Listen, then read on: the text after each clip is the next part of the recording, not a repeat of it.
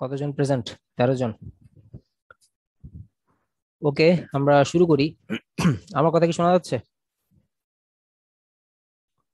ওকে, আমি আমার স্ক্রিনটা শেয়ার করি, রেকর্ডিংটা অন করি। Recording in progress. Okay, last ক্লাসে আমরা টেনশনের সাথে স্যাগের রিলেশন করার একটা প্রয়াস নিয়েছিলাম, বাট সময় স্বল্পতার কারণে আমরা আসলে সেটা সলভ করতে পারি নাই। সো আজকে আমরা সেখান থেকে স্টার্ট করতে যাচ্ছি। মোটামুটি এই জিনিসগুলোর সাথে আপনাদের হয়তো অলরেডি একটা আহ, যোগসূত্র আপনারা হয়তো বুঝতে পারছেন।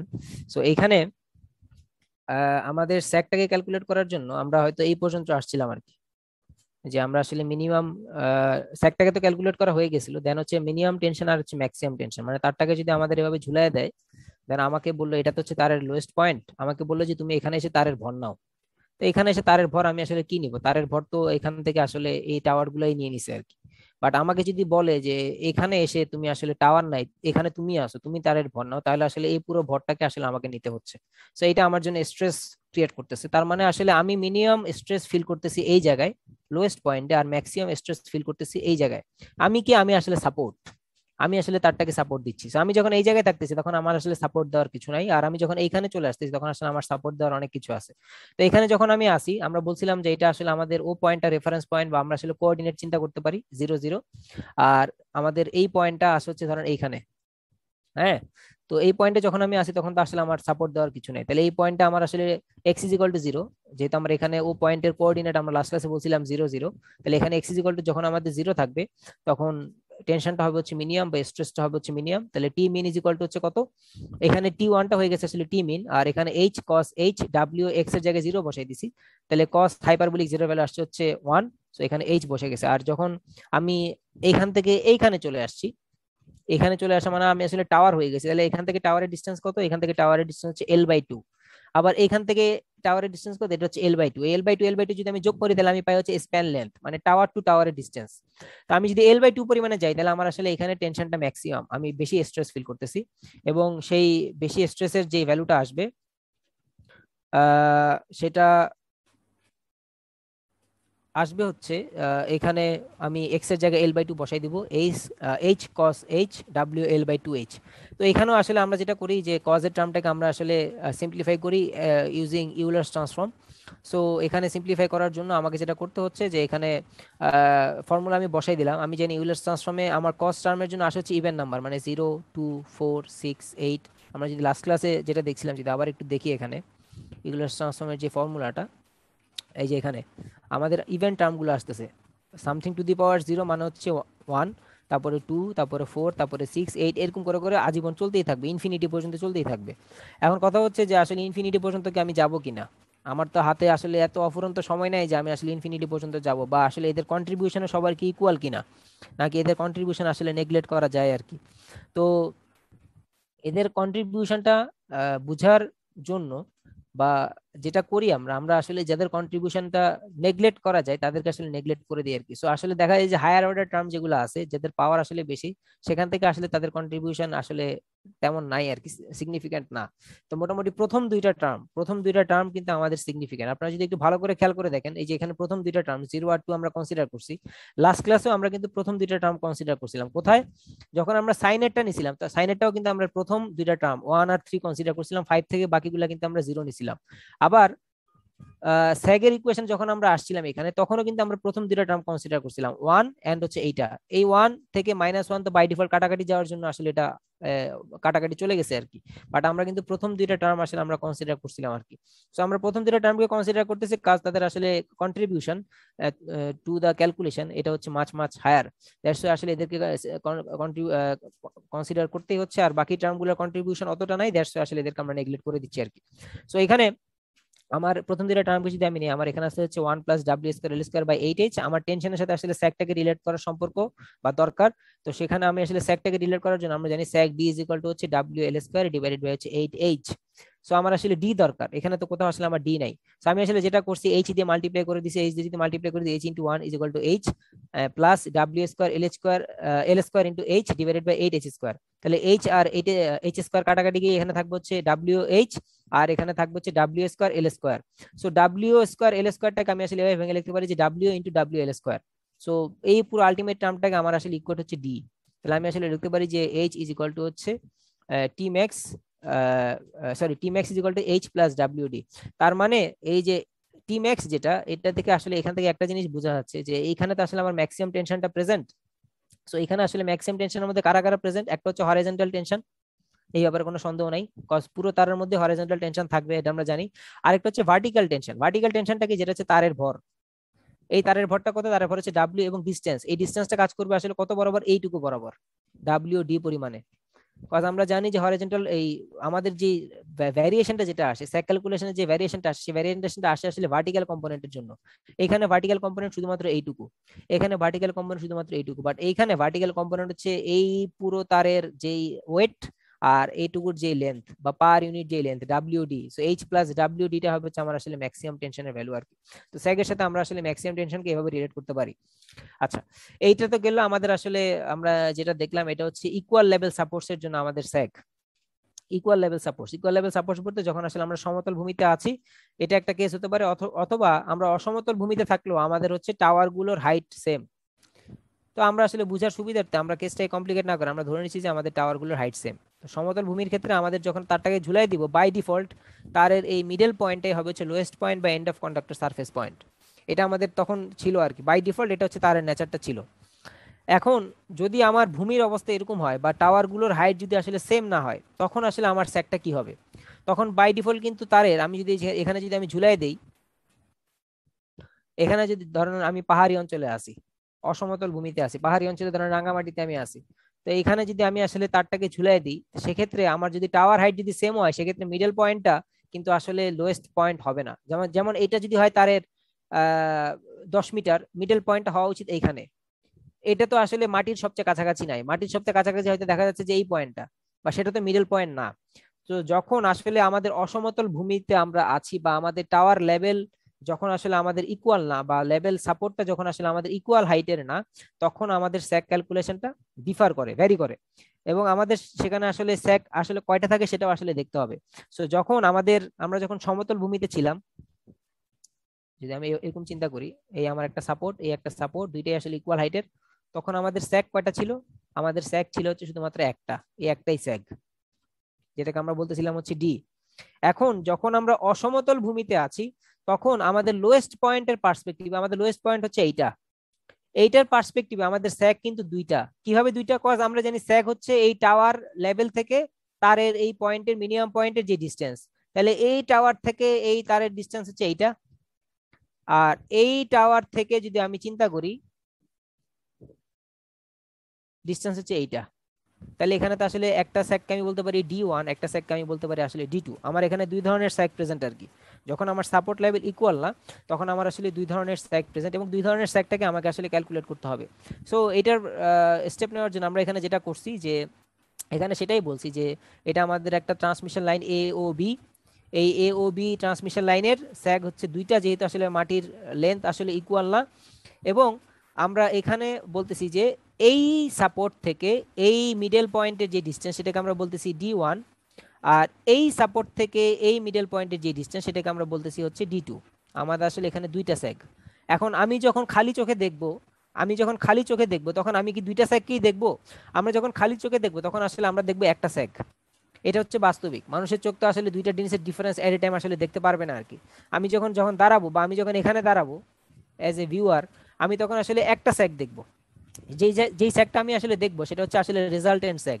এই রেজাল্টেন্ট স্যাকটা কি? রেজাল্টেন্ট স্যাকটা হচ্ছে আসলে দুইটা স্যাকের ডিফারেন্স। আমি আসলে তাদের যে ডিফারেন্স, যেটা মানে অ্যাকচুয়াল যে ডিফারেন্স, যেটা আমি আসলে সেটাই দেখবো আর কি। আমি আসলে দেখবো আসলে এইটা, আমি আসলে দেখবো এখান থেকে আমি যখন তাকাবো, আমার কাছে মনে হবে যে আসলে এইটা মনে হয় আসলে অ্যাকচুয়াল বা স্যাগ আর কি, বা রেজাল্টেন্ট স্যাগটা যেটা, সেটা হচ্ছে এইটা। বাট এটা তো আসলে অ্যাকচুয়াল স্যাগটা না আর কি। এটাকে আসলে আমরা বলি রেজাল্টেন্ট স্যাগ, বা দুইটা স্যাগের যে ডিফারেন্স সেটা। বাট স্যাগ তো আসলে এখানে দুইটা থাকতেছে, একটা হচ্ছে এই টাওয়ার থেকে এখানে একটা, আর এই টাওয়ার থেকে এখানে একটা। সো দুইটা স্যাগের ডিফারেন্সটা হচ্ছে আমার চোখটা দেখবে আর কি, সেটাকে আমরা বলতেছি হচ্ছে রেজাল্টেন্ট স্যাগ। আচ্ছা, তো এই তারটাকে আমরা বলতেছি এ ও বি, এ ও বি। সো এই তারটাকে আমরা আসলে দুইটা পোর্শনে ভাগ করতেছি। একটা হচ্ছে ও এ উইথ স্যাগ ডি1, মানে এই যে ও এ উইথ স্যাগ ডি1, আর ও বি উইথ স্যাগ ডি2। দুইটা সেগমেন্টে আমরা এটাকে ভাগ করলাম। আর পুরো তারটাকে আমরা বলতে চাচ্ছি এ ও বি। স্প্যান লেন্থ আমার বরাবরের মতোই এল আছে। x1টা কি, x1টাকে আমরা বলতেছি হচ্ছে horizontal distance of A from O থেকে এ এর যে হরাইজন্টাল ডিসটেন্স, ও কোনটা, ও হচ্ছে একদম লোয়েস্ট পয়েন্টটা। সো ও থেকে এর যে ডিসটেন্স সেটাকে আমরা বলতেছি হচ্ছে x1, আর এ থেকে বি এর যে ডিসটেন্স সেটাকে আমরা বলতেছি হচ্ছে এল। তাইলে এল এর থেকে x1 নিয়ে গেছে এ, বাকি থাকবে হচ্ছে এইটা, সেটাকে আমরা বলতেছি হচ্ছে এল মাইনাস x1 বা which is x2। L minus x1 বা এটাকে আমরা আসলে বলতেছি x2। আবারও বলতেছি ও থেকে এ নিয়ে গেছে হচ্ছে x1 পরিমাণ, আর এ থেকে বি এর ওভারঅল লেন্থ হচ্ছে এল। তাহলে এল এর মধ্যে x1 নিয়ে গেছে ও থেকে এ, আর ও থেকে বি নিবে হচ্ছে আসলে এল মাইনাস x1 বা আসলে যেটাকে আমরা বলতেছি x2। তো এখানে আসলে সেটাই ডিনোট করা যায় x2 ইজ ইকুয়াল টু হচ্ছে এল মাইনাস x1 বা horizontal distance from B of B from O. এখন এখানে আমাদের স্যাগটা ক্যালকুলেট করার জন্য আমাদের আসলে প্যারাবোলিকের ইকুয়েশনটা আমরা আসলে ইউজ করব। কেন ইউজ করব? কজ যেহেতু আসলে অসমতল ভূমিতে আমরা আছি, তাহলে সেখানে আসলে যেটা হবে যে আসলে এই তারটাকে ঝুলায় রাখার জন্য এবং মাটি থেকে স্যাটিসফ্যাক্টরি লেভেল উপরে রাখার জন্য আমার টাওয়ার নাম্বার আসলে ঘন ঘন দিতে হয় আর কি।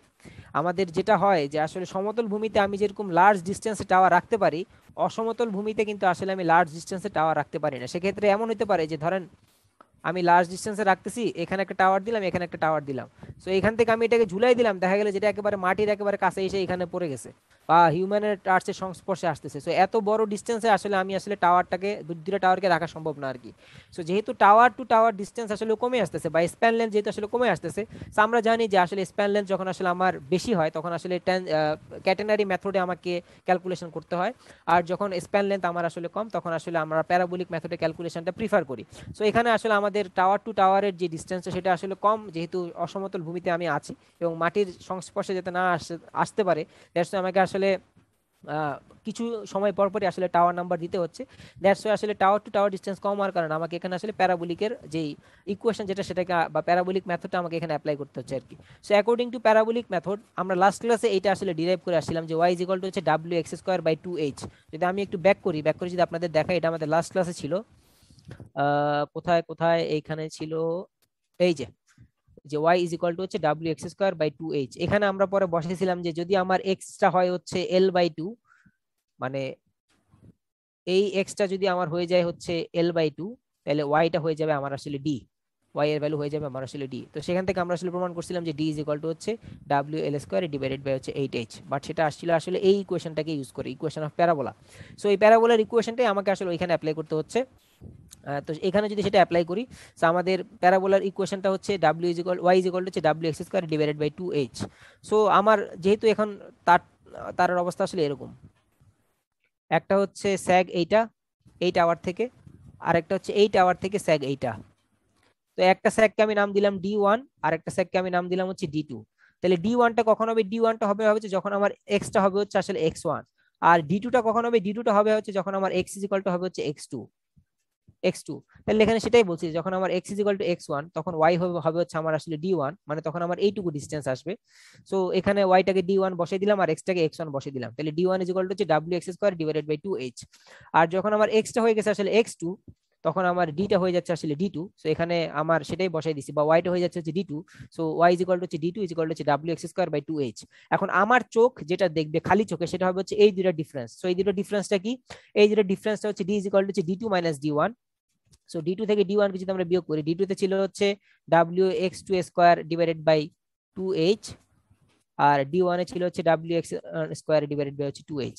সো ডাব্লিউ বাই 2h এটাকে যদি আমি কমন নেই, কমন নিয়ে আমি লিখতে পারি x2 square minus x1 square which is equal to a square minus b square ফর্মুলাতে পড়ে আর কি। So a square minus b square formula আমরা জানি a plus b into a minus b। So এখানে a plus b into a minus b বললাম। এখন a plus b মানে x2 plus x1। So x2 plus x1 মানে আসলে কত, x2 plus x1 মানে তো আমার আসলে পুরো স্প্যান লেন্থ যেটা সেটা, এখানে একটা টাওয়ার ছিল আর এখানে একটা টাওয়ার ছিল, এই দুটাকে টাওয়ারের টু টাওয়ারের যে ডিসটেন্সটা ছিল সেটা হচ্ছে আমার স্প্যান লেন্থ বা এল। সো এলটা আসলে কত, এলটা আসলে x1 প্লাস x2 আসলে সামেশন। তো x1 প্লাস x2 বদলে আমি আসলে এখানে এল বসাইতে পারি, আর x2 মাইনাস x1 এর তো আমার আসলে কোনো ভ্যালু আসলে জানা নাই আর কি। সো x1 প্লাস x2 এর বদলে আমি এখানে এল বসাই দিছি, আমার এটা এরকম থাকতেছে।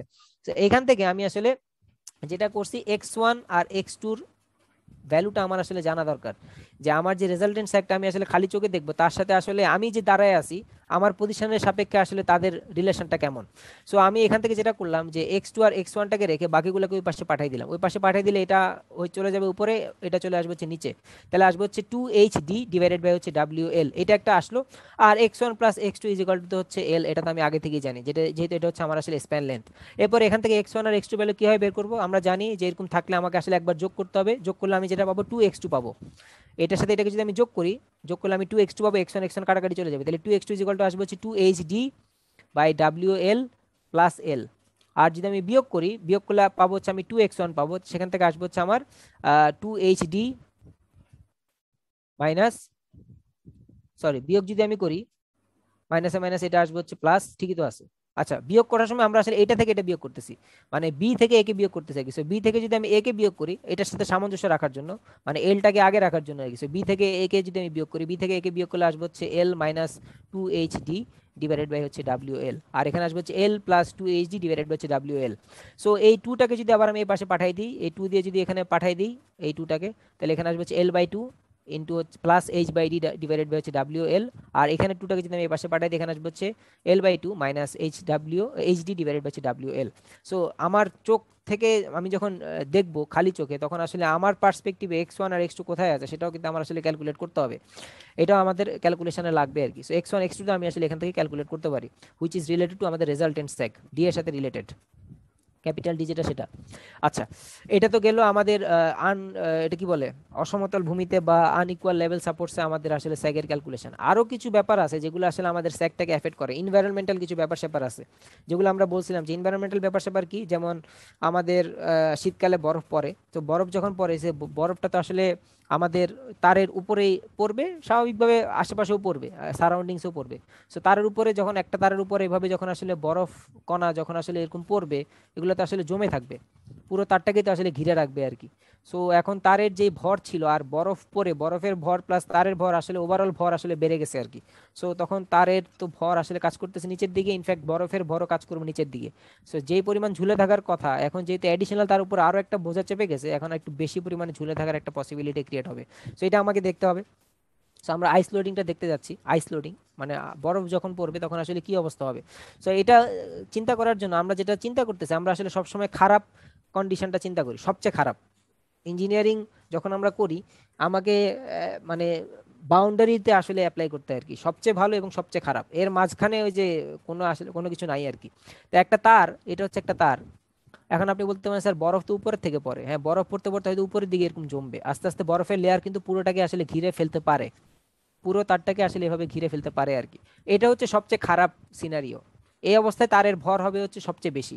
আর আপনি যদি বলেন যে স্যার বরফ তো উপর থেকে পড়তেছে, তাহলে তো শুধুমাত্র তারের উপরে বরফ জমার কথা, নিচের দিকে তো আসলে জমার কথা না, তাহলে সেটা আপনার জন্য বলা হয় যে একটা ভালো কেস, মানে এই অবস্থায় হয়তো তারের স্যাগ বা তারটা একটু কম ঝুলে থাকবে। বাট সবচেয়ে খারাপ কেস হচ্ছে এইটা, যে পুরো তারের মধ্যে আসলে বরফ ছেয়ে গেছে আর কি। তো আমরা আসলে সেটাই চিন্তা করতেছি যে এইটা হচ্ছে আমার তারটা, আর রেড কালারের যে আবরণটা দেখা যাচ্ছে সেটা হচ্ছে বরফের লেয়ার, সেটা পুরো তারটাকে আসলে ঘিরে রাখছে। এখন তারের ডায়ামিটার থেকে আমরা বলতেছি ডি, এই ডি এর সাথে উপরের দিকে যেমন বরফের থিকনেস, বরফ আস্তরণ টি পরিমাণ আছে, সিমিলারলি নিচের দিকেও বরফের আস্তরণ টি পরিমাণে আছে আর কি। সবচেয়ে খারাপ কেসটাকে আমরা নিয়ে এখানে চিন্তা করতেছি। তো এখন আমরা ধরে নিচ্ছি টিটা কি, টিটা হচ্ছে থিকনেস অফ আইস কোটিং, মানে বরফের যে থিকনেসটা আর কি, তারের উপরে বরফের ধরেন এইটুকু পরিমাণ বরফ জমছে আর কি। তো এখন ডায়ামিটারটা হচ্ছে ডিটা হচ্ছে কন্ডাক্টরের ডায়ামিটার উইথাউট আইস কোটিং, যখন কোনো আইস ছিল না, গ্রীষ্মকালের অবস্থা, তখন আসলে তার ডায়ামিটারটা ছিল হচ্ছে ডি। আচ্ছা, এখন ডি প্লাস টু টিটা কি, ডি প্লাস টু টিটা হচ্ছে diameter of the conductor with ice coating, মানে এই ডি তার সাথে এইটি যদি আমি যোগ করি, আমি পুরো বরফ টরফ তার টার যা আছে সবগুলোকে আমি আসলে চিন্তা করতে যাচ্ছি আর কি। সো এখানে এটা হচ্ছে ডি পরিমাণ, এটার সাথে যোগ হবে এদিকে টি পরিমাণ, এটার সাথে এদিকে যোগ হবে টি পরিমাণ। সো ডি প্লাস টু টি হবে হচ্ছে আমার আসলে ওভারঅল যা আছে এনভায়রনমেন্টে, ইলেকট্রিক্যাল যেগুলো আছে প্যারামিটার বা আমার ওয়্যার যেটা, সেই তারের সাথে রিলেটেড যা আছে সেটা হচ্ছে ডি প্লাস টু টি পরিমাণ তাদের থিকনেস। এখন কন্ডাক্টরের এরিয়া কত?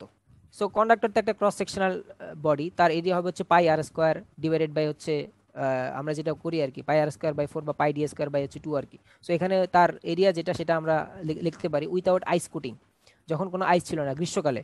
আর যদি আইস চলে আসে তখন তার রেডিয়াস বা তার ডায়ামিটার তো আসলে ডি নাই। তার গ্রীষ্মকালে তার ডায়ামিটার যদি ডি থাকে, শীতকালে তার ডায়ামিটার হয়ে গেছে আসলে ডি প্লাস 2টি। তাহলে এখানে আসলে পাই ডি প্লাস 2টি ডিভাইডেড বাই 2 হোল স্কোয়ার করলে আমরা আসলে তার শীতকালে তার আসলে ডায়ামিটার পেয়ে যাব। তাহলে গ্রীষ্মকালের ডায়ামিটার থেকে যদি শীতকালের ডায়ামিটারকে আমি যদি বিয়োগ দিই, তাহলে আমি আসলে বরফের ডায়ামিটার আমি আসলে পেয়ে যাব, বা বরফের এরিয়াটা আসলে আমি পেয়ে যাবো আর কি, যেহেতু আমি আসলে এরিয়াটা নিচ্ছি, গ্রীষ্মকালে এরিয়া, শীতকালে এরিয়া। তো শীতকালে এরিয়া থেকে গ্রীষ্মকালে এরিয়া যদি আমি বিয়োগ দিই, তাহলে আমি আসলে শীতকালে বরফের এরিয়াটা পেয়ে যাচ্ছি। তো শীতকালে বরফের এরিয়াটা কত আছে, এটা যদি আমি বিয়োগ দিই, বিয়োগ দিলে আমি এখান থেকে পেয়ে যাচ্ছি পাই টি ইন্টু হচ্ছে ডি প্লাস টি পেলাম। এখন কথা হচ্ছে বরফের তো আসলে এরিয়া দিয়ে আমাদের দরকার নাই, আমাদের দরকার আসলে বরফের ভর বা বরফের ওয়েট। বরফের ওয়েটটা আমাদের জানা দরকার। সো বরফের ওয়েটটা ফাইন্ড আউট করার জন্য বরফের এরিয়া ফাইন্ড আউট করতে হচ্ছে, দেন এরিয়া থেকে বরফের ভলিউম যেটা সেটা আমাকে ফাইন্ড আউট করতে হচ্ছে। সো ভলিউমটা কি, ভলিউমটা হবে হচ্ছে এরিয়া ইন্টু হচ্ছে লেন্থ। সো আমরা সবসময় লেন্থটাকে কি করি, পার মিটার লেন্থে রাখার চেষ্টা করি। সো এরিয়া এখানে বাই ডিফল্ট এটা, তার সাথে লেন্থটাকে যদি আমরা পার মিটার মানে 1 মিটার রাখি, তাহলে ভলিউম কত, ভলিউম হচ্ছে আসলে এরিয়াতে যেটা আছে সেটাই আসলে থাকবে আর কি, পাই টি ইন্টু ডি প্লাস টি মিটার কিউব, যেহেতু ভলিউমের ইউনিট আসবে হচ্ছে কিউবে আর কি।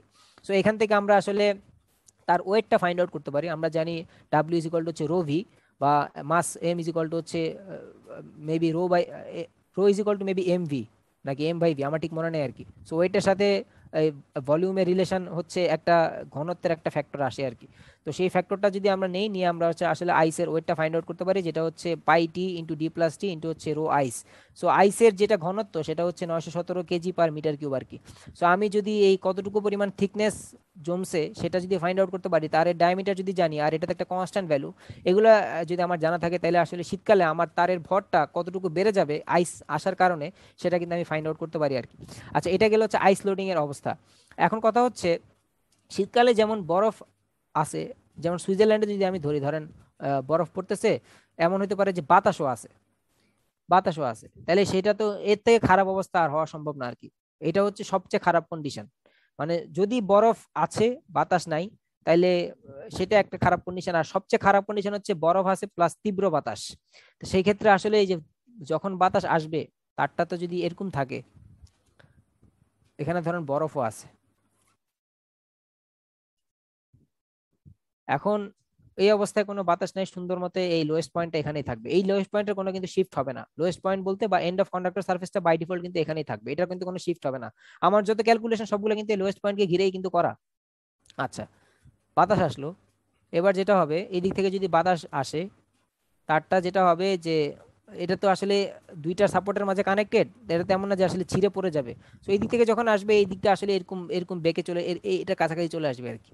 তা আমার লোয়েস্ট পয়েন্টটা আসলে আগে ছিল মিডল পয়েন্টে, মানে এটা যদি 10 মিটার তার হয়, এই তারের লেন্থ যদি হয় 10 মিটার, তাহলে 5 মিটারে গিয়ে আমার লোয়েস্ট পয়েন্টটা পাওয়ার কথা। আর যখন আসলে বাতাসটা আসতেছে, তখন আসলে বাতাসের কারণে এই লোয়েস্ট পয়েন্টটা আর এই পয়েন্টে নাই। লোয়েস্ট পয়েন্ট এখন এখানে আছে, বাট সেটা আসলে শিফট হয়ে অন্য একটা পয়েন্টে লোয়েস্ট পয়েন্ট চলে গেছে। তো আমার ক্যালকুলেশন কিন্তু তখন আসলে চেঞ্জ হয়ে যাবে আর কি। সো ওই অবস্থার জন্য আমার কিন্তু আসলে স্যাকটাকে কনসিডার করতে হবে, বা আসলে কি পরিমাণে কি ডিফ্লেকশন ঘটবে, কি চেঞ্জ ঘটবে, সেগুলোও কিন্তু আমার আসলে কনসিডার করতে হবে। সো এই জন্য উইন্ডের ইফেক্টটাকে কনসিডার করার জন্য আমরা অ্যাডিশনালি আইসটাকেও ধরে নিচ্ছি, যে আমার এটা হচ্ছে তার, যার ডায়ামিটার হচ্ছে ডি, আর তারের চারপাশে হচ্ছে এরকম বরফ জমছে, যাদের থিকনেস হচ্ছে টি পরিমাণে, আর এখন আমার বাতাসও আছে। এখন বাতাসটা তো আইদার উত্তর সাইড অর দক্ষিণ সাইড থেকে ফ্লো হবে, বা পূর্ব সাইড অথবা পশ্চিম সাইড থেকে ফ্লো হবে। বাতাসটা তো আসলে টপ টু বটম বা বটম টু টপ আসলে এরকম ফ্লো হওয়ার কথা না। সো বাতাসটা আসলে লাগবে হচ্ছে তারের কি বলবো আসলে, মানে আমি যদি বলি যে উইন্ডের পার্সপেক্টিভে তারটা আসলে একটা আয়তক্ষেত্র, মানে উইন্ড যখন আসলে ফ্লো করবে, তার তার সামনে হচ্ছে একটা আয়তক্ষেত্র হিসেবে আসবে, একটা সাইডে আসলে তারটা এই ফোর্সটা আসলে সে ফিল করবে, উইন্ডের যে ফোর্সটা সেটা একটা সাইডে ফেস করবে। এটা এমন না যে আসলে সে একদম চারপাশে সে আসলে ফেস করবে, সে একটা সাইডে আসলে ফেস করবে আর কি। তো সেই যে একটা সাইডে আসলে ফেস করতেছে, এইটাকে চিন্তা করে আমি আসলে পুরো তারটাকে এই উইন্ডের সামনে একটা আয়তক্ষেত্র হিসেবে আসলে রিপ্রেজেন্ট করতে পারি। একটা আয়তক্ষেত্র হিসেবে আসলে আমরা আসলে রিপ্রেজেন্ট করতে পারি, যেটার আসলে এই এটা কি বলে, এই যে ওভারঅল যেই লেন্থটা আসলে সেটা হচ্ছে ডি প্লাস 2টি আর কি। মানে আমি যদি এখান থেকে নেই, এটা যদি আমি নেই, সো এটা এদিকে আসে হচ্ছে টি, এদিকে আসে হচ্ছে ডি, আবার এদিকে আসে হচ্ছে টি, সো ডি প্লাস 2টি পরিমাণ হচ্ছে তার সামনে আসলে এক্সপোজ হচ্ছে আর কি। সো এখানে আমরা যেটা বলছি যে let P W is equal to wind pressure in newton per metre square বা KG force per metre square, area expose to wind or effective area or projected area for unit length. আমরা সবকিছু per unit লেন্থে চিন্তা করতে যাচ্ছি, এবং area expose to wind, মানে উইন্ডটা আমার তারের যে এরিয়াটা আসলে ফেস করবে, বা আমি উল্টো হয়ে বলতে পারি আসলে তার বাতাসের সামনে আমি তারের যে এরিয়াটুকুকে আসলে দিলাম, সো বাতাস আসলে তারটাকে দেখবে একটা আয়তক্ষেত্র হিসাবে, যেহেতু একটা সাইড থেকে সে আসলে ফ্লো হবে আর কি। সো সেটার ডায়ামিটারটা আসবে হচ্ছে, বা আমি যদি বলি যে আয়তক্ষেত্র দৈর্ঘ্য প্রস্থ, সো আমি যদি আসলে দৈর্ঘ্যটাকে বলি যে 1 মিটার, যেহেতু আমরা সবকিছু পার মিটার লেন্থে চিন্তা করতে যাচ্ছি, তাহলে তার প্রস্থ হবে হচ্ছে আসলে D+2T। বা উল্টা করে যদি আমি বলি, আমি যদি আসলে প্রস্থটাকে নিতে যাচ্ছি হচ্ছে দৈর্ঘ্যটাকে নিতে যাচ্ছি D+2T, তাহলে প্রস্থ হবে হচ্ছে আসলে 1 মিটার করে আর কি। সো এটা আসলে আমার কাছে যেহেতু আমার এইখানে এইখানে আসলে আমার এই ডায়ামিটারের সাথে আসলে রিলেটেড, সো আসলে আমার যেটা করতে হচ্ছে দৈর্ঘ্যটাকে 1 মিটার রাখতে হচ্ছে, আর প্রস্থটাকে নিতে হচ্ছে আসলে D+2T পরিমাণে আর কি। সো D+2T পরিমাণে নিলাম, আর তার দৈর্ঘ্য হচ্ছে 1, যেহেতু আমরা পার মিটার লেন্থে সবকিছু ক্যালকুলেট করতে চাই, সো আয়তক্ষেত্রের এরিয়া হবে হচ্ছে দৈর্ঘ্য ইন্টু প্রস্থ। সো D+2T ইন্টু হচ্ছে 1 মিটার স্কোয়ার, D+2T মিটার স্কোয়ারে থাকতেছে। এখন আমার এখানে wind loading or force per unit length, এটা আসলে কিভাবে বের করলাম, এটা আসলে কি আমরা জানি যে আমাদের এটা কি বলে, প্রেসারের সাথে ফোর্সের একটা রিলেশন আছে, পি ইজ ইকুয়াল টু হচ্ছে F/A, বা এফ ইজ ইকুয়াল টু হচ্ছে PA। এখন উইন্ড লোডিং বলতে আমি আসলে যেটা বলি সেটা আসলে উইন্ডের যে ফোর্স, উইন্ড যে তারটাকে যে ফোর্স দিচ্ছে, ফোর্স করতেছে এইখান থেকে তুমি শিফট হয়ে এখানে চলে যাও, লোয়েস্ট পয়েন্টটা এখানে ছিল, তাকে ফোর্স করতেছে যে তুমি, আমি এখান থেকে বাতাস আসতেছি ফোর্স করতেছি, তুমি ফোর্স হয়ে ওই পয়েন্টে তুমি আসলে শিফটেড হয়ে যাও। সো উইন্ডের জন্য আমাকে আসলে উইন্ড প্রেসারটাকে আমরা আসলে বলতেছি wind loading. So force is equal two কি, ফোর্স ইজ ইকুয়াল টু হচ্ছে এই প্রেসার, উইন্ডের প্রেসার ইন্টু হচ্ছে আমাদের এই যে এরিয়া, যেটা তারের যেটা এরিয়া সেটা। এখন কথা হচ্ছে উইন্ডের এই প্রেসার কত পাবো, এটা তো আসলে আনসার্টেন। এটা বের করার জন্য ওই যে আমাদের দেশে যারা আছে আজকের আবহাওয়ার খবর বলে, এই আবহাওয়ার খবরটা কেন বলে তারা, মানে না বলে কিন্তু ম্যাক্সিমাম সময় মিলে না, বলে আজকে বৃষ্টি হবে, দেখা যাচ্ছে আজকে হচ্ছে তীব্র রোদ। বাট যেটা বলে যে তারা আসলে কিছু অ্যাজাম্পশনের উপর বেস করে তারা আসলে এই ডাটাগুলো দেয়, এবং এই ডাটাগুলো কিন্তু লাগে অনেক ক্ষেত্রে কাজে লাগে। কোথায় লাগে, এই যে এইসব ক্ষেত্রে কাজে লাগে। এইসব ক্ষেত্রে কিভাবে কাজে লাগবে, ধরেন আপনি একটা এরিয়াতে টাওয়ার বসাইতে যাচ্ছেন, তো সেইখানকার বিগত 50 বছরে আপনি ইনভায়রনমেন্টালের স্ট্যাটিস্টিক্সের ডাটা ডাটা নিয়ে আসলেন, আপনি অফিসে গেলেন, আপনাকে তো আগে সরকার থেকে অনুমোদন নিতে হবে, তো সরকার যখন আপনাকে অনুমোদন দিবে সবকিছু ডাটাই কিন্তু আপনি পাওয়ার রাইট রাখেন আর কি। তো আপনি এরকম আবহাওয়া অফিসে যাবেন, যে বলবেন যে আসলে এখানকার বাতাসের সর্বোচ্চ গতিবেগ গত 50 বছরে কত ছিল, সেটা আপনি সেখান থেকে পেয়ে যাবেন যে সেখানে আসলে উইন্ডের প্রেশার সর্বোচ্চ এত ছিল। তো সেটাকে ধরে যদি আপনি যদি আসলে ডিজাইন করেন, তাহলে তো আপনার আসলে এখানে ওই এর থেকে গত 50 বছর আর হয় নাই, আপনি হয়তো এটা ধরে নিতে পারেন, বা এর থেকে আর একটু বেশি পরিমাণে আপনি মার্জিন রাখলেন, ধরেন 117 কিলোমিটার/আওয়ার এরকম হচ্ছে ঘূর্ণিঝড় হয়েছিল কোনো একটা সময়, এটা হচ্ছে সবচেয়ে ম্যাক্সিমাম। তো আপনি হয়তো ধরেন 150 কিলোমিটার ধরে গতিবেগ ধরে আপনি আসলে পার আওয়ারে ধরে আপনি আসলে ডিজাইন করলেন আর কি। তো সেটা আপনি কিছু পরিমাণে মার্জিন রেখে আপনি আসলে এটা করলেন, বাট আপনার কাছে যদি ডাটাটা না থাকে তাহলে তো আসলে ক্যালকুলেশন করা সম্ভব না। তো এই ডাটাগুলো পাওয়া যাবে আর কি, উইন্ডের প্রেশার যেটা এটা আসলে পাওয়া যাবে, আর এটা তো আসলে আমি জানি। এখন কথা হচ্ছে যে স্যার, খালি কি এই শীতকালে এটা ঘটবে, গরমকালে কি স্যার ঘূর্ণিঝড় টুর্নিঝড় হইলে তখন কি, আচ্ছা গরমকালের জন্য এই 2T কিন্তু আর থাকবে না, তখন এখানে বাকি ক্যালকুলেশনে চেঞ্জ আসবে হচ্ছে শুধুমাত্র ডি থাকবে, D × 1, D m², এখানে থাকবে হচ্ছে D × PW। কজ আমরা যদি এখানে এই সামার সিজনের কথা চিন্তা করি, সামার সিজনে তার বরফ থাকবে না, তাহলে বরফের যে থিকনেস 2T যেটা, সেটাও কিন্তু আমার আসলে বাদ চলে যাবে আর কি। সো বরফের থিকনেসটাও আমার আসলে এখানে আর তখন কনসিডার করার দরকার নেই। তো সেটা আমার জন্য একটা ভালো কন্ডিশন যে বরফ নাই বাট বাতাস আছে, সেক্ষেত্রে হয়তো তারের ভরটা আমার বাড়ে নাই, তারের ভর অ্যাজ ইউজুয়াল যেটা ছিল সেটাই আছে আর কি। সো বাতাস আসলে হয়তো তারের একটু ডিফ্লেকশন হবে, এখান থেকে এখানে সে ডিফ্লেকশন হয়ে গেল, বাট যদি বরফ থাকে সেক্ষেত্রে তো ভরের কারণে একটু বাড়ছেও এবং আবার ডিফ্লেক্ট হয়ে গেছে আর কি। সো আমার ক্যালকুলেশনে দুইটা মেজর চেঞ্জ আসছে, একটা হচ্ছে এই পয়েন্টটা শিফট হয়ে গেছে এই পয়েন্টে, অ্যান্ড এখান থেকে শিফট হয়ে গেছে এই পয়েন্টে। সো আমার আসলে দুইটা চেঞ্জ আসছে আর কি। আর যদি বরফ না থাকে তাহলে আমার আসলে চেঞ্জ আসবে হচ্ছে শুধুমাত্র একটা, সেটা হচ্ছে লোয়েস্ট পয়েন্টটা ছিল এখানে, সেটা এখন চেঞ্জ হয়তো চলে গেছে এখানে। আচ্ছা যাই হোক, এখন কথা হচ্ছে আমাকে এই দুইটা সিনারিওকে নিয়ে আমাকে কম্বাইন্ড একটা সিনারিও আমাকে কনসিডার করতে হচ্ছে। কম্বাইন্ড বলতে আমরা তো প্রথমে উইন্ড লোডিং, সরি আইস লোডিং দেখলাম। আইস লোডিংটা কি দেখলাম, আমরা দেখলাম যে আইসটা কাজ করে, এই যদি তার হয়, এই হচ্ছে তার উপরে বরফ আস্তরণ জমছে, সো এই বরফের ভর কাজ করতেছে নিচের দিকে, তারের ভরও কাজ করতেছে নিচের দিকে, তার মানে বরফের ভর আমি বলতে পারি ডাব্লিউ আইস প্লাস তারের ভর মানে হচ্ছে ডাব্লিউ কন্ডাক্টর, এরা কাজ করতেছে নিচের দিকে। আচ্ছা, তাহলে এখানে এটাকে আমি একটা ভেক্টর দিয়ে রিপ্রেজেন্ট করলাম, সেই ভেক্টরটা কাজ করতেছে হচ্ছে এইদিকে। এটা হচ্ছে আমি কোন পয়েন্টের পার্সপেক্টিভে আঁকলাম, আমি আঁকলাম হচ্ছে লোয়েস্ট পয়েন্টের পার্সপেক্টিভে, লোয়েস্ট পয়েন্ট বা এন্ড অফ কন্ডাক্টর সারফেস পয়েন্টের পার্সপেক্টিভে। এবারে বাতাস আসলো, এই দিক থেকে বাতাস আসলো, আপনি যদি মনে করেন যে স্যার এই দিক থেকে বাতাস আসবে তাতে কোনো সমস্যা নেই, হ্যাঁ বাতাস আসলো, তাহলে বাতাস আসলে যেটা হবে এই লোয়েস্ট পয়েন্টটা শিফটেড হয়ে যাবে, বরফও আছে, চিত্রটা এরকম কিছু একটা হইলো।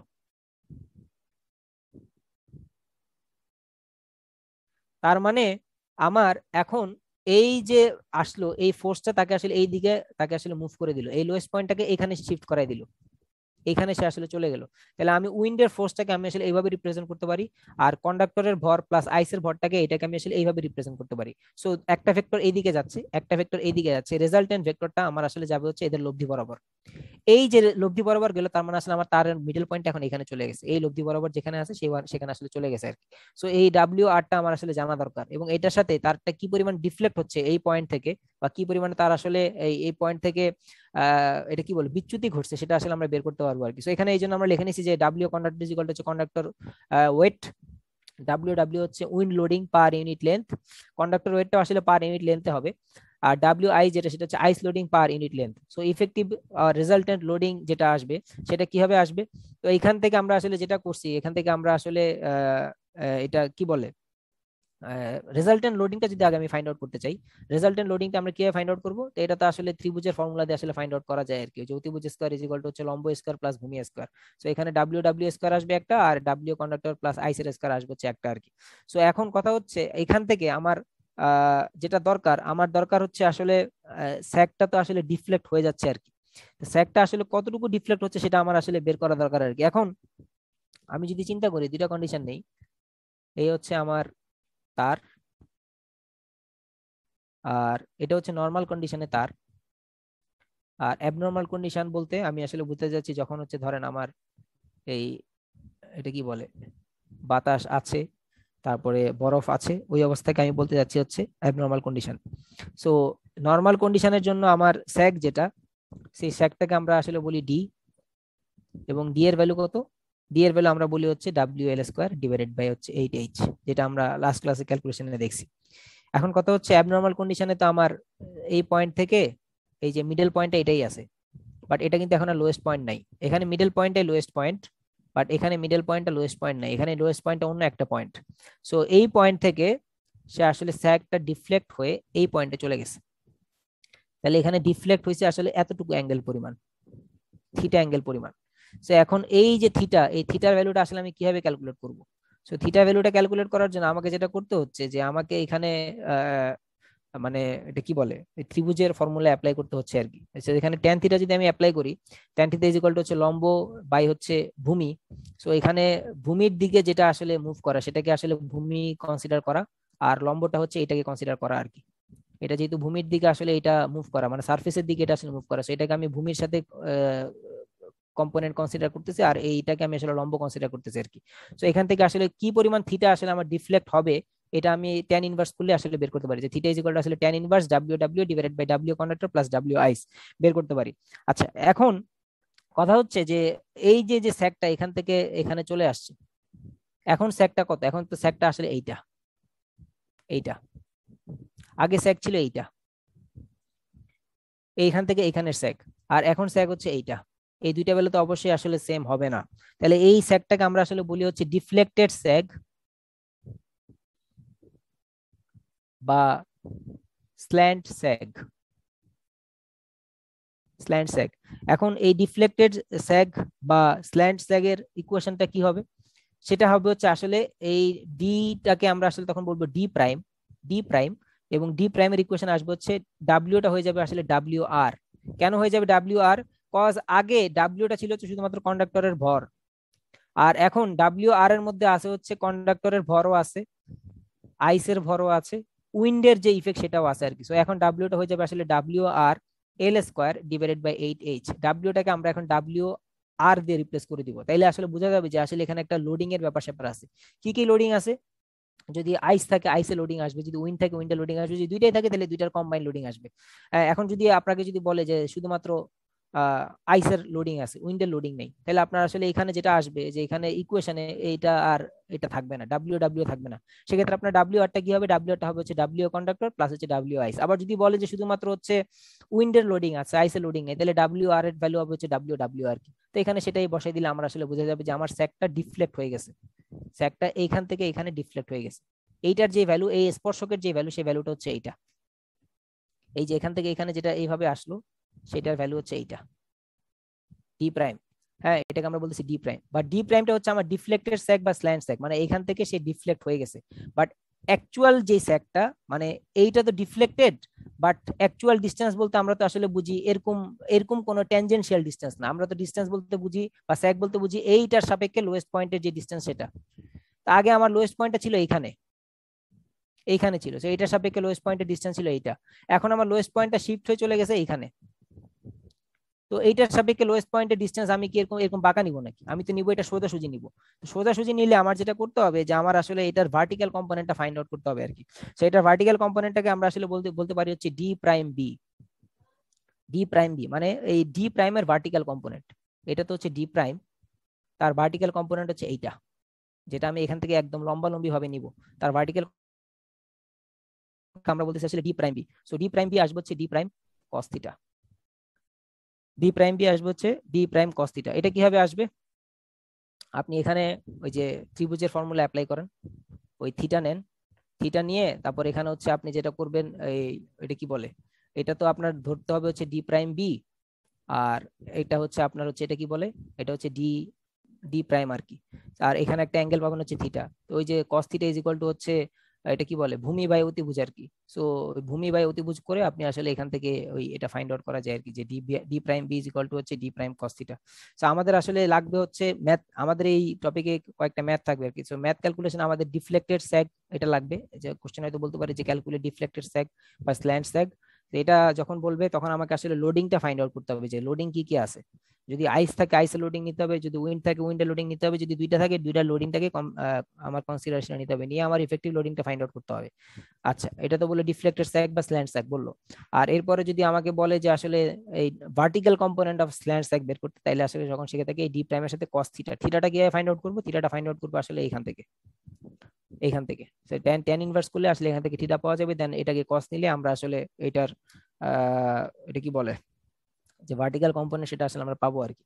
সো এই টপিকে কয়েকটা ম্যাথ আছে, এটা এই যে এখানে এই জিনিসগুলাই বলা আর কি, সেইটা আপনারা এখানে যেটা যা যা বললাম এতক্ষণ ধরে এখানে সেগুলাই বলা আর কি, এটা দেখলে দেখতে পারেন।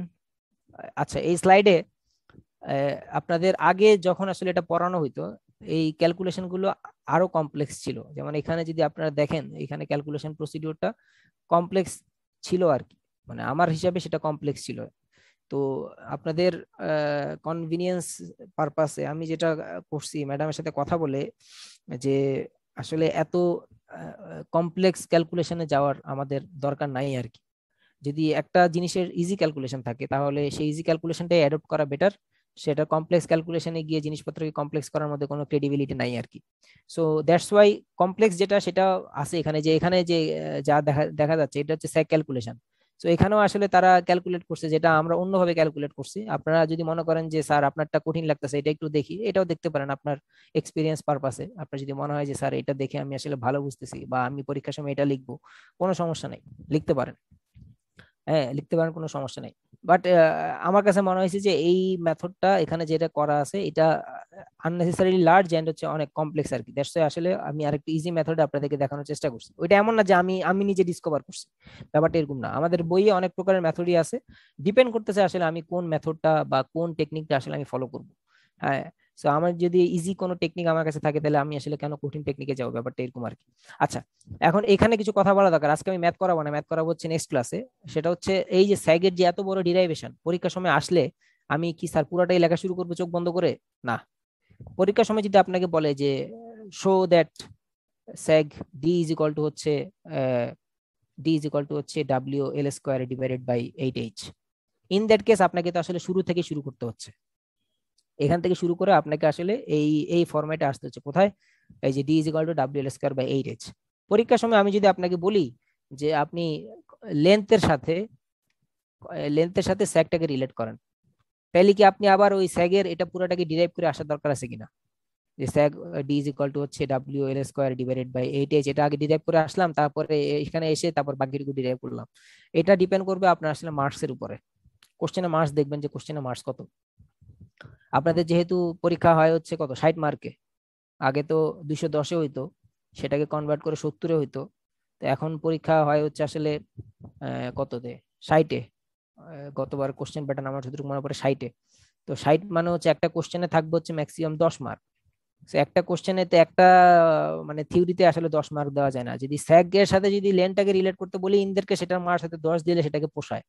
বাট যদি এখানে মার্কস যদি 5ও থাকে, তাহলে আসলে এত বড় ডিরাইভেশনটা আসলে আমার মনে হয় না এটা আপনাদের জন্য লেখাটা পরীক্ষার সময় টাইম সেভ করার কোনো ওয়ে হবে। সেক্ষেত্রে আপনি যেটা করবেন যে আপনি যেটা করতে পারেন সেটা হচ্ছে যে আহ, আহ, একেবারে এখান থেকে স্টার্ট করবেন যে we know sag D is equal to হচ্ছে W L square divided by 8h, এটা বলে দেন হচ্ছে আহ, যেটা করবেন যে এরপরে বাকি যা আছে সেটা আসলে অ্যাজ ইউজুয়াল ইউজ করবেন আর কি, অ্যাজ ইউজুয়াল ইউজ করবেন। আর এটা ছাড়া আরেকটা ওয়ে হতে পারে, যদি ধরেন যে হচ্ছে কোশ্চেনে আপনাকে একটু হায়ার ওয়েটেজ দেওয়া হয়েছে, সেক্ষেত্রে যদি 10ই থাকে সেক্ষেত্রে আসলে ওই স্যাগের ইকুয়েশনটা ডিরাইভ করে এসে তারপর হচ্ছে লেন্থের সাথে স্যাগের রিলেশন বা লেন্থটা কিভাবে স্যাগটাকে এফেক্ট করতে সেটা হয়তো দেখানো হতে পারে। বাট যদি এটা না থাকে তাহলে আমি সাজেস্ট করবো যে আসলে এত বড়টা লিখে আপনার আসলে সময় নষ্ট করার কিছু নাই।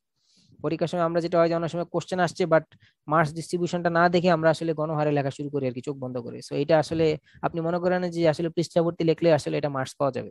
এই কোর্সগুলো হচ্ছে ম্যাথমেটিক্যাল টাইপ কোর্স বা ডেরিভেশন টাইপ কোর্স, এখানে পৃষ্ঠা ভরে লেখার আসলে কিছু নাই। এখানে যতটুকু লিখবেন সেটা হইতে হবে আসলে মানে এটা কি বলে, যতটুকু চাওয়া ঠিক ততটুকু পাওয়া, ব্যাপারটা এরকম। So, যতটুকু চাওয়া হয়েছে ঠিক ততটুকু লিখলে আসলে এখানে ফুল মার্কস পাওয়া যাবে। এখানে আপনি পৃষ্ঠার পর পৃষ্ঠা লিখে গেলেন বাংলা রচনা, একদম আমি 15 পৃষ্ঠা ধরে একটা রচনা লিখে আসছি, আমার হয়তো 15তে 15 দেওয়া উচিত, ব্যাপারটা এরকম না। পেজ গুলো মার্কস দেওয়া, ব্যাপারটা এরকম না। তো এখানে আসলে যতটুকু চাও ততটুকু আসলে লিখবেন আর কি। তো যদি পরীক্ষার সময় বলে যে লেন্থের সাথে বা টেনশনের সাথে স্যাকটাকে রিলেট করতে, তাহলে আপনি প্রথমে বলে নেবেন যে দেখবেন যে মার্কস ডিস্ট্রিবিউশন কত। তো আগে হয়তো আমাদের এরকম ছিল যে ওই যে 35 মার্কের একটা সেট ছিল, তো সেক্ষেত্রে হয়তো আমরা দুইটা কোশ্চেন দিলে একটা কোশ্চেন হয়তো 20, একটা কোশ্চেন হয়তো 15 এরকম করে দিতাম। তো 20 মার্কের একটা কোশ্চেন আমরা এক্সপেক্ট করি যে স্টুডেন্ট হয়তো একটু বেশি কিছু হয়তো লিখবে আর কি। বাট এখন যেহেতু আমরা কোশ্চেনে যদি এরকম দেই যে আসলে ধরেন 5 5 দিলাম, এখন 5 মার্কের একটা কোশ্চেনের জন্য আপনি যদি 10 15 পৃষ্ঠা লিখে ফেলেন, তাহলে এটা তো আসলে তেমন কিছু আমি মনে করি না যে কোনো ক্রেডিবিলিটি হইলো আর কি।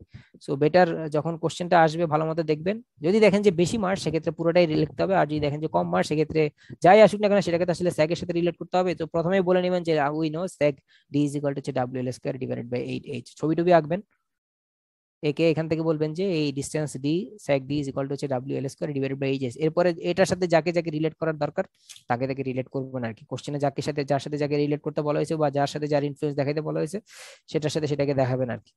বাট মার্কসটা আগে দেখে নিবেন আর কি। তো আজকের ক্লাস এই পর্যন্তই রাখবো, কারো যদি আজকের ক্লাস নিয়ে কোনো কোশ্চেন থাকে কোশ্চেন করতে পারেন। Any question? স্যার স্যার শীতকালে তো বরফ পড়ে, আবার শীতকালে তারটা একটু মানে মানে গরমকালে তো এক্সপ্যান্ড করে, শীতকালে তাহলে ছোট হয়ে যাওয়ার কথা না লেন্সটা? মানে কি শীতে আপনি কুজো হয়ে যাচ্ছেন দেখে তারও কুজো হয়ে যাচ্ছে, তারকে একটা সোয়েটার দিলে মানে ভালো হইতে, ব্যাপারটা এরকম? না স্যার, ওই যে ইন্টারমিডিয়েটে করছিলাম না ওই থিওরিতে। মানে তাপে প্রসারিত হয় সংকুচিত হয়, ব্যাপারটা এরকম বলতে যাচ্ছেন আপনি? জি স্যার, জি স্যার, তো এখন শীতকালে একটু সংকোচন হওয়ার কথা না? শীতকালে সংকোচন হওয়ার কথা, এখন কথা হচ্ছে যেটা কি মানে আপনি কি এটা তরল পদার্থ যে এটা কি ফ্রিজে রাখছেন সে সংকুচিত হয়ে গেল? না হ্যাঁ, স্যার। এটা তো তরল পদার্থ না, এটা তো কঠিন পদার্থই ছিল। হ্যাঁ, এবং জি তার স্যার। তার যে ভরটা, তারের যে ভরটা এটা তো আসলে বেড়ে গেছে। সো এটা তো আসলে নিচের দিকে ঝুলে যাবে আর কি। আপনার তরল পদার্থ যদি হইতো তাহলে আপনি তাকে ফ্রিজে রাখেন, সেটা সংকুচিত হয়ে যাবে, ওই ব্যাপারে কোনো সন্দেহ নেই। আপনি 1 গ্লাস পানি রাখেন ফ্রিজের মধ্যে রাখেন, বাস তার একটা শেপ চলে আসবে, সংকুচিত হয়ে যাবে। কিন্তু এখন কথা হচ্ছে যদি কঠিন পদার্থকে আপনি যদি সংকোচন করতে চান তাহলে কি সম্ভব নাকি? সেটা জি তো স্যার। আসলে সেটা নিচের দিকে ঝুলে যাবে আর কি, তার ভরটা নিচের দিকে কাজ করবে। জি So, স্যার। বেশি পরিমাণ ঝুলে যাবে। Recording stopped. আর কারো কোনো কোশ্চেন? ওকে, কোশ্চেন না থাকলে আর অ্যাটেন্ডেন্স দেওয়া হয়ে গেলে আপনারা লিভ নিয়ে নিতে পারেন আর কি। আসসালামু আলাইকুম স্যার। ওয়ালাইকুম আসসালাম।